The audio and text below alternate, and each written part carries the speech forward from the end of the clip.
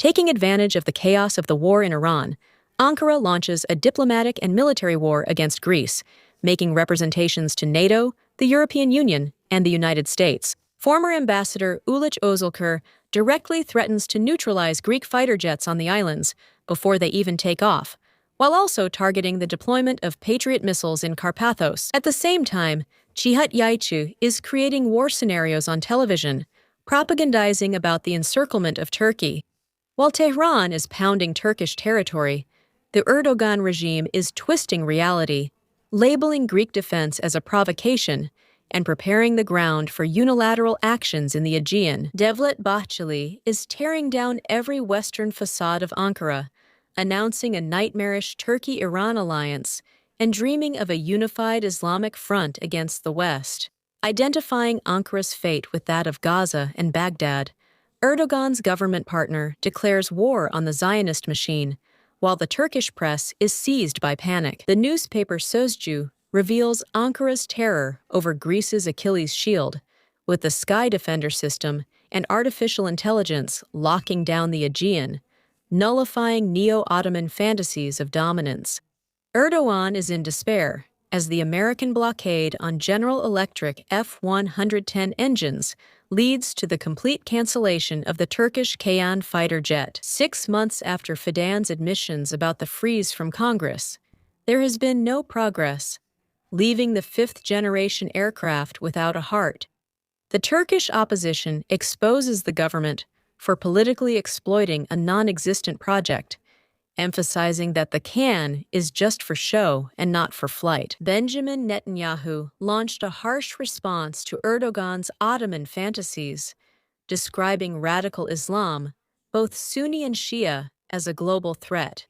At a time when Ankara is trying to dominate the Islamic world, taking advantage of Iran's weakening, the president of the Turkish National Assembly, Numan Kurtulmuş, launched a harsh attack on the Israeli prime minister, calling him the second Hitler. The conflict goes beyond diplomatic boundaries, revealing the Turkish plan to legitimize genocidal policies under the guise of religion. Israel makes it clear that terrorism, whether through organizations or regular armies, will face the iron will of the West. The Turkish Ministry of Defense launched a fierce attack against Greece, calling the deployment of Patriot missiles in Carpathos and F-16s in Limnos illegal. Ankara is bringing back the narrative of demilitarization, threatening with necessary measures, and accusing Athens of exploiting regional crises. At the same time, Turkey rejects any European assistance to Cyprus, insisting on its role as the sole guarantor power.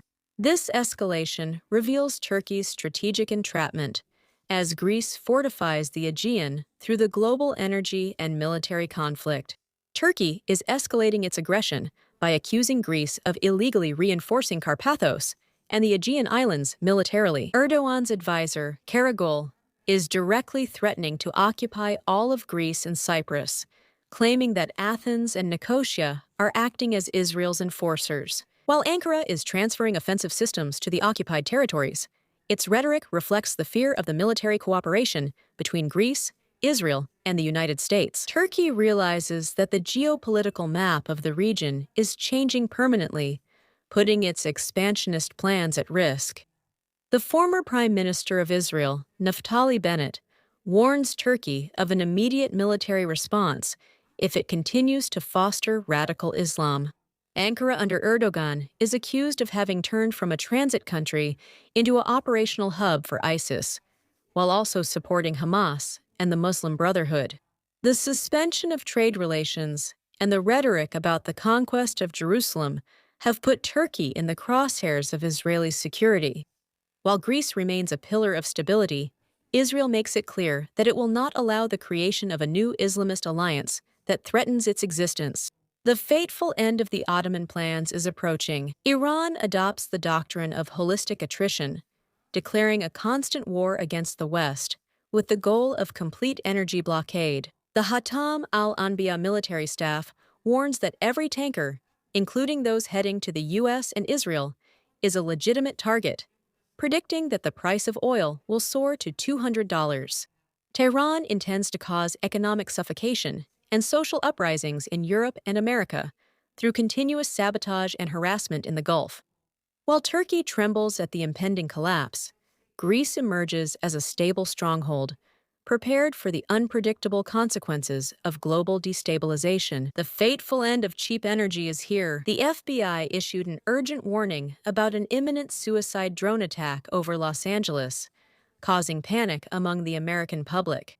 The threat concerns swarms of cheap but silent drones that can penetrate traditional defense systems, targeting critical infrastructure and, very often, specific locations. While Trump escalates operations in the Gulf, bringing the conflict onto American soil marks a new nightmarish phase of the war. The technology of kamikaze drones, which was tested in Ukraine and the Middle East, now threatens the center of global entertainment, marking the end of the American invulnerable zone.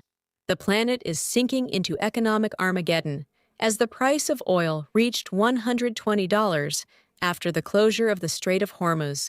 Donald Trump described the crisis as a small price to pay for neutralizing Iran, while BlackRock shocked Wall Street by restricting withdrawals from major funds. The loss of 20% of the world's oil supply is causing a stock market bloodbath, with the Dow Jones experiencing a free fall. While Iranian attacks hit desalination facilities, Greece is securing its energy supply, watching the ironic collapse of economies that relied on Iranian energy. President Trump is considering sending his own forces to Iran to seize stockpiles of highly enriched uranium. A prerequisite is the complete suppression of Iranian air defenses and the air superiority of the U.S. and Israel. The targets include strategic locations such as Fordo, Natanz, and Isfahan, as well as critical ports and refineries to force a surrender.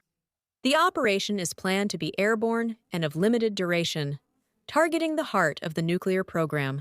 While the West escalates, Turkey remains hesitant, with Greece weighing its role as a strategic partner. The United States is further strengthening its military presence in the Middle East, as reports indicate another aircraft carrier is being prepared for deployment in the region during a period of heightened tension with Iran.